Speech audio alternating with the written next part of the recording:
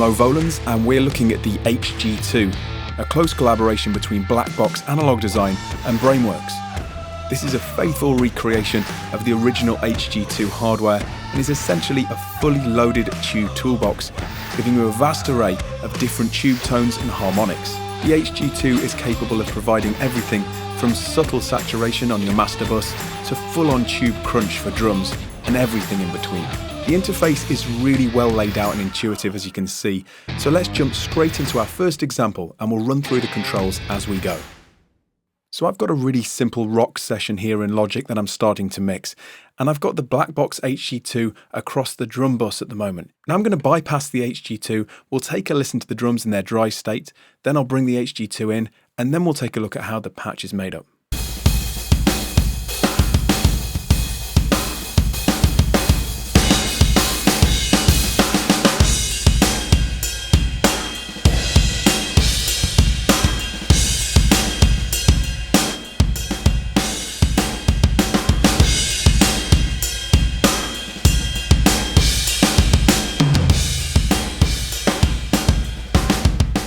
Now you can hear that this is making a huge difference to our drum sound.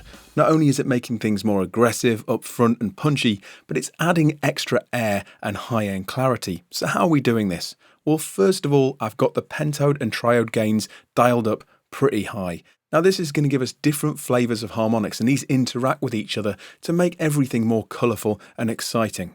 On top of that, I've got the saturation circuit turned on here. This can be turned on and off independently.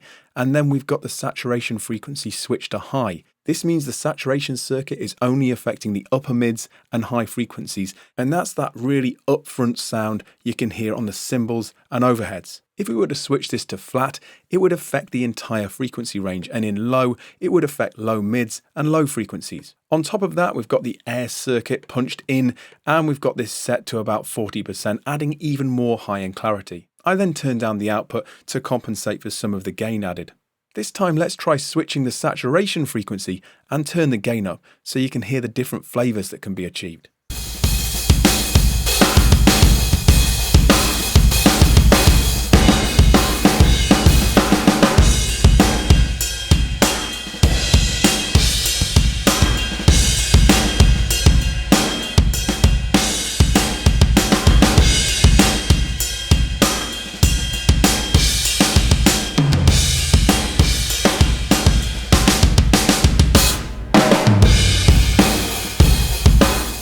So you can hear, using these different modes and different gain levels, we've got a massive amount of flexibility.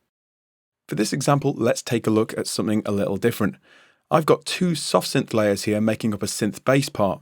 I want to reduce dynamic range, add some valve compression, some grit, and maybe some low end. So let's see if we can do all of that with the HG-2. Let's take a listen to it in its dry state, and then I'll switch on the HG-2 with some basic settings first.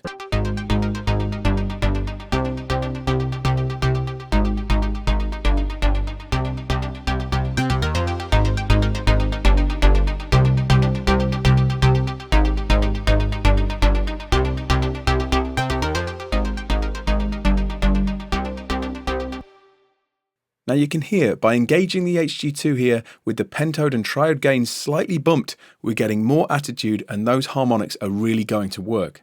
But what else can we do here? I want to engage the saturation circuit, and this time we're going to have the saturation frequency set to low. This is going to concentrate on the lower frequencies.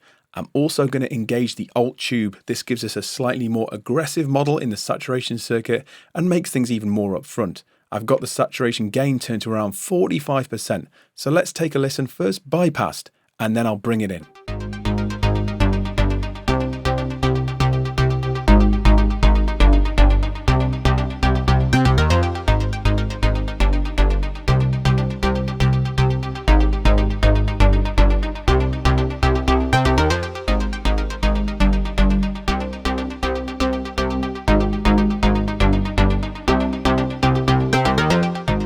You can hear now that the transients are rounded off, we're getting some analog warmth and also low-end extension, so it's all good. Now we can push things even further and accentuate the transients on the high end by engaging the air circuit at full tilt.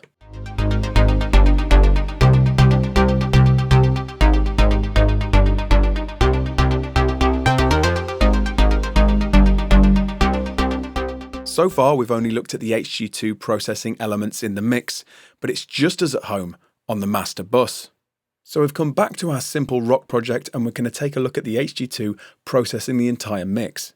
Let's first take a listen to the mix with the plugin bypassed, and then I'll bring it in with just the pentode and triode gains bumped slightly.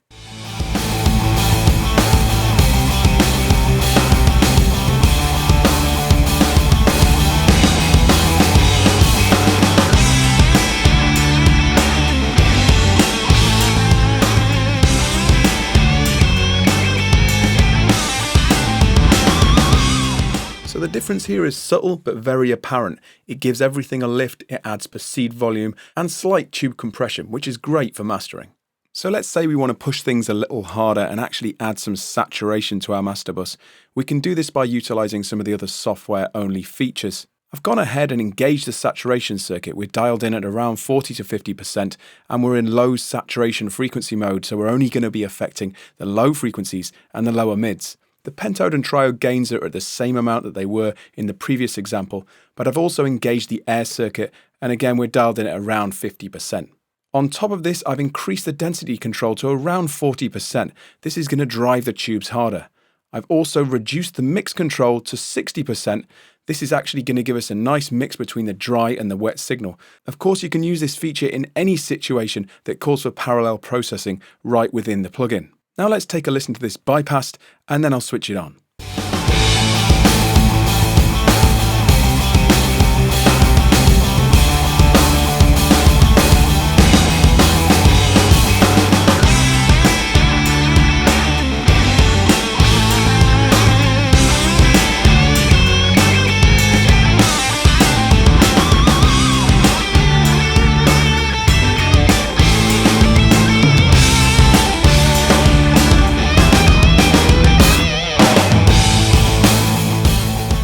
You can hear that the HG-2 adapts perfectly to mastering. It's so flexible that we can get great tone even across the entire mix. To try it out for yourself and on your own mixes, download the fully functional 14-day trial from the Plugin Alliance website now. I hope you've enjoyed checking out the HG-2, and I'll see you next time.